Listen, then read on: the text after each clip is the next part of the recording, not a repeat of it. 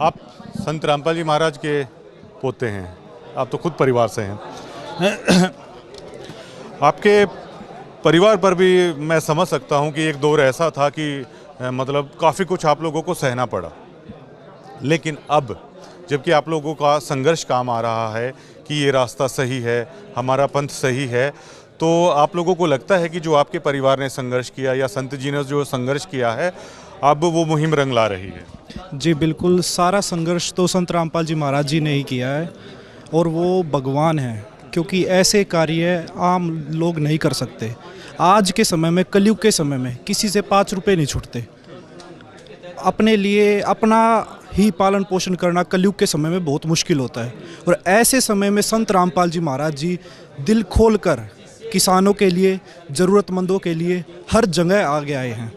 चाहे आप blood donation camp लगा लो, या जितनी भी इस पृथ्वी पर जितनी भी संसार को किसी भी तरह की आपदाई, संत रामपाल जी महाराज जी सबसे आगे खड़े मिले हैं, और वो पूर्ण संत और पूर्ण भगवान हैं।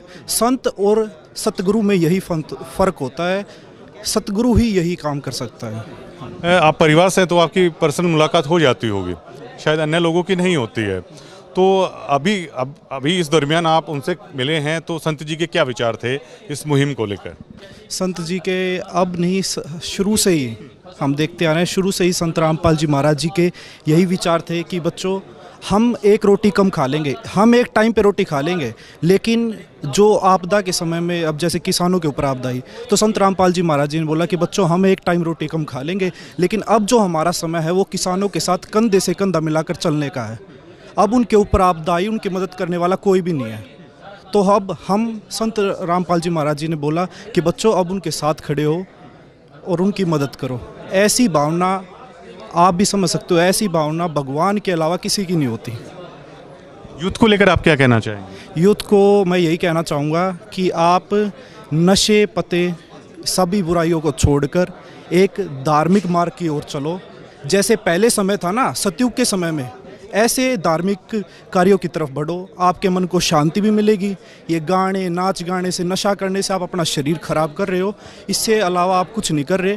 आप धार्मिक कार्यों की तरफ बढ़ो, आपकी मन को भी शांति मिलेगी और भगवान में भी ध्यान दो। मैं बस यही प्रार्थना करना चाहूँगा। एक चीज़ मुझे आपसे ये भी जाननी है, आप उन्हें गुरु रूप में देखते हैं, अपने दादाजी के रूप में? दो चीज़ें हो जाती हैं। नहीं जी, हम उन्हें भगवान के रूप में देखते हैं। वो आपके उनका व्यवहार आपके साथ कैसा रहता है? शिष्य की जैसा रहता है या नहीं, बिल्कुल शिष्य जैसा ही व्यवहार रहता है। कल महम में बड़ा अच्छा सम्मान हुआ संत जी का, सोचा नहीं था कभी ऐसा होगा। जी बिल्कुल, संत रामपाल जी महाराज जी ने जो कार्य किए, इतनी मुहिम चलाई संत रामपाल जी महाराज जी ने, जो महम 24 चबूतरे पे जो खाप आई थी, उन्होंने संत रामपाल जी महाराज जी को सम्मानित किया। उनका हम कोटि कोटि धन्यवाद करते हैं कि उन्होंने समझा, उन्होंने पहचाना कि हाँ, ये कार्य सिर्फ भगवान ही कर सकते हैं, भगवान के अलावा कोई नहीं कर सकता। जो खाप पंचायत वहाँ आई, जो ग्रामवासी वहाँ आए, उनका हम सतगुरु रामपाल जी महाराज जी की ओर से और हमारी तरफ से कोटि कोटि धन्यवाद करते हैं। शुक्रिया। सत साहेब जी।